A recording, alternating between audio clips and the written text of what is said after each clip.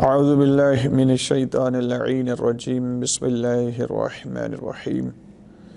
نحمده ونصلی علی رسولہ الکریم وعلی آلہ الطیبین الطاہرین المعصومین المظلومین اما بعد بسم اللہ الرحمن الرحیم کل من علیہا فانم ویبکا وجہ ربک ذو الجلال والاکرام۔ حمد و ثنا صلی اللہ جل شانہ کی جو لائق حمد و ثنا ہے، اور درود و سلام ان ذوات مقدسہ و مطہرہ پر جو لائق درود و سلام ہیں، اور نفرت و لعنت ایسے لوگوں پر جو لائق نفرت و لعنت ہیں۔ مومنین کرام، جس سورہ الرحمن کی یہ آیت مجیدہ تلاوت کرنے کی سعادت حاصل کی گئی ہے، چونکہ اس آیت مجیدہ کو لے کر اور سورہ مبارکہ القصص کی آیت نمبر 88 کو لے کر یہ ثابت کرنے کی آج کل کوشش یہ کی جا رہی ہے کہ معصومین علیہ السلام نہیں ہیں بلکہ جل جلالہ ہیں۔ تو اس حوالے سے آپ کی خدمت میں اس آیت سے مربوط چند ملحوظات پیش کرنا مقصود تھی، اس لیے اب آ جائیں۔ اب اگر کل من علیہا فان ویبکا وجہ ربک ذو الجلال والاکرام، کہ اگر کہ آپ نے ذوالجلال والاکرام کو وجہ پر حمل کرنا ہے تو پھر میرا چھوٹا سا سوال ہے، ذرا اس کا جواب دے دیں کہ یہاں وجہ سے مراد معصومین نے لیا ہے دین کو اور اپنی ذات کو۔ تو معصوم اگر اس وجہ سے کہ ذوالجلال والاکرام وجہ پر حمل ہو رہا ہے اور یہ اس لیے معصوم جل جلالہ ذوالجلال سے جل جلالہ آپ نے نکال لیا، تو یہ بتائیں یہ دین بھی پھر جل جلالہ ہے؟ یعنی کوئی یہ کہہ سکتا ہے کہ کیا مثلا اگر ایک بندہ نماز پڑھتا ہے اور دوسرا اس کو کہے کہ تو نے نماز جل جلالہ پڑھ لی ہے، تو نے وضو جل جلالہ کر لیا ہے، کیونکہ وضو بھی تو دین ہے، طہارت بھی دین ہے، حج بھی دین ہے، تو نے حج جل جلالہ کر لیا ہے۔ یعنی یہ کیا آپ کس طرف لے کے جا رہے ہیں؟ انشاءاللہ میری گفتگو بھی ختم نہیں، اب تو میں شروع کر رہا ہوں۔ تو ایک تو یہ ہے کہ ذوالجلال والاکرام والے جملے کو وجہ پر حمل کرنا ہے یا معاملہ کچھ اور ہے، یہ ابھی میں بیان کرنے لگا ہوں۔ مومنین کرام، یہ تفسیر البرہان میں حضرت علامہ ملت تشیع میں چوتھی شخصیت ہیں کہ جن کو علامہ کے لقب سے ملقب کیا گیا ہے۔ فرماتے ہیں کہ یہ جو ذوالجلال والاکرام یہ اللہ کے اسماء حسنہ میں سے اسم اعظم ہے، اور جامع ہے، جامع بمفہومہ بین اسماء الجمال والجلال و اسماء الجلال جمیعا المسمى به بالحقیقت هو الذات المقدسہ۔ ذوالجلال والاکرام کے متعلق فرماتے ہیں کہ یہ ایسے اللہ کے اسماء میں سے اسم ہے کہ جو اللہ کی صفات جمال اور اللہ کی صفات جلال کو شامل ہیں، اور ان تمام صفات کا مجموعہ حقیقت میں وہ ذات اقدس ہے۔ یہ تفسیر المیزان ہے جی جناب، جلد نمبر 19۔ فرماتے ہیں وصفاً مقطوعاً عن الوصفیت للمادح، فرماتے ہیں کہ یوں نہیں ہے کہ اس کو وجہ پر آپ حمل کریں گے اور وہ وجہ جو ہے وہی ذوالجلال والاکرام ہے، نہیں۔ فرماتے ہیں یہ ایسا وصف ہے کہ جو وصفیت سے مقطوع ہے، وہ وصفیت جو للمد آتی ہے، للمد آ رہی ہے، اصل میں کیا ہے؟ فرماتے ہیں چونکہ یہ مقطوع ہے تو مقطوع سے مراد تو پھر یہاں پہ کون سی چیز ہے جس کی وجہ قط کر دی گئی؟ وہ ہے نہیں ہے، اصل میں یہ تھا۔ فرماتے ہیں وقت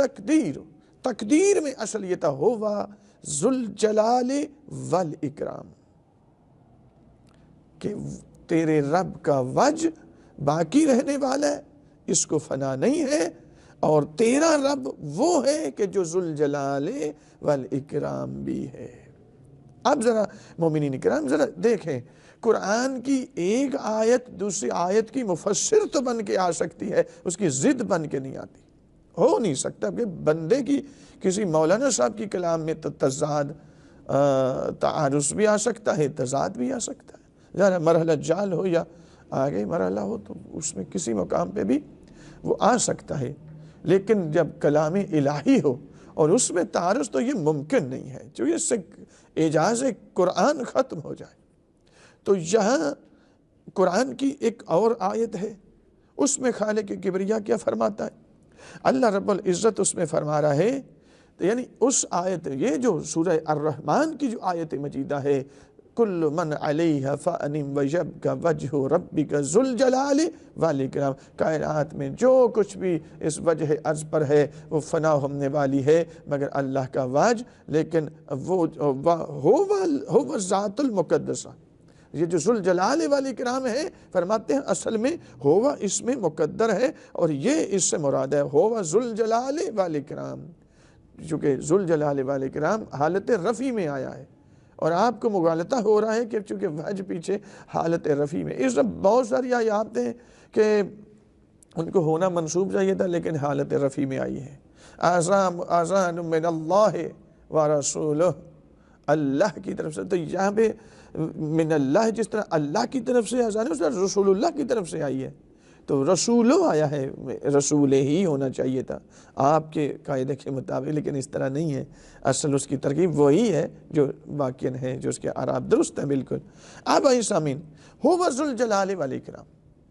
یہاں پہ کہتے ہیں کہ یہ چونکہ ذوالجلال والاکرام چونکہ وصف مقطوع ہے، جو کہ وصفیت للمد سے مقطوع ہو چکا ہے، اصل میں تھا ہوا ذوالجلال، یعنی وہ جو تیرا رب ہے وہ ذوالجلال والاکرام ہے۔ تو قرآن کی دوسری آیت نے آ کر اس کی تفسیر کر دی، تبارک اسم ربک ذی الجلال والاکرام، بابرکت ہے تیرے رب کا اسم کہ جو ذوالجلال والاکرام ہے۔ تو مومنین کرام، یہاں اللہ رب العزت ہی مراد ہے، تو یہاں بھی ذوالجلال والاکرام اللہ رب العزت ہی مراد ہے، چونکہ صفات جمال اور صفات جمال تمام کے تمام اس میں متضمن ہے۔ یہ ایسے اسماء ہیں، اکرام اور جلال دونوں، صفات جمال اور صفات جلال دونوں کی دونوں یہاں پر موجود۔ تو یہاں مومنین کرام، اب تھوڑا سا میں اور آپ کی خدمت میں پیش کرتا ہوں، اور ایک سوال یہاں پہ کرنے لگا ہوں کہ کسی ایک حدیث کے اندر کوئی بندہ مجھے یہ دکھا دے، حدیث صحیح السند ہو، راوی اس کے صحیح ہو، کہ جس حدیث کے اندر، بلکہ عام حدیث بھی نہیں ہے، چونکہ حدیث صحیح مجرد عن القرائن ہو تو وہ بھی عقیدہ کے لیے کفایت نہیں کرتی، حدیث متواتر ہو یا حدیث مستفیضہ ہو یا حدیث عزیز ہو یا حدیث صحیح مخفوف بالقرائن ہو، قرائن میں گری ہوئی، قرآن کے موافق ہو، ایسی حدیث، صرف حدیث صحیح نہیں، حدیث صحیح مخفوف بالقرائن، عقیدہ بنانے کا ایک معیار ہے، تو وہ میں معیار آپ کی خدمت میں کر رہا ہوں کہ ایسی حدیث ہے جو میں کہہ رہا ہوں، حدیث متواتر ہو جائے یا حدیث مستفیضہ ہو جائے یا حدیث عزیز ہو جائے یا حدیث مشہور ہو جائے یا حدیث مستفیضہ یا حدیث صحیح مخفوف بالقرائن ہو، کیا کہ جس میں یہ کہا گیا ہو کہ ذوالجلال والاکرام سے مراد معصومین ہیں، کوئی اور نہیں ہے، یعنی اس ذوالجلال والاکرام کو وجہ پر حمل کیا گیا ہے، اور یہ وجہ جو ہے وہ معصوم، وجہ تو ہے معصوم، اور اللہ کا دین بھی وجہ ہے۔ میں نے کہا، میں نے حدیث آپ کی خدمت میں پیش کی ہیں، تو پھر دین بھی جل جلالہ ہو جائے گا، روزہ بھی جل جلالہ ہو جائے گا، جو میں پیش کر چکا ہوں گفتگو کے پہلے حصے میں، اب دوسرے مرحلے میں داخل ہوں۔ تو مومنین کرام، کوئی ایسی حدیث متواتر ہو یا حدیث مستفیضہ ہو یا حدیث مشہور ہو یا حدیث عزیز ہو یا حدیث صحیح مخفوف بالقرائن، صرف حدیث صحیح نہیں ہو، مجرد عن القرائن نہیں، یہ کفایت نہیں کہ مخفوف بالقرائن ہو، ان میں سے کوئی ہو کہ جس میں یہ کہا ہو کہ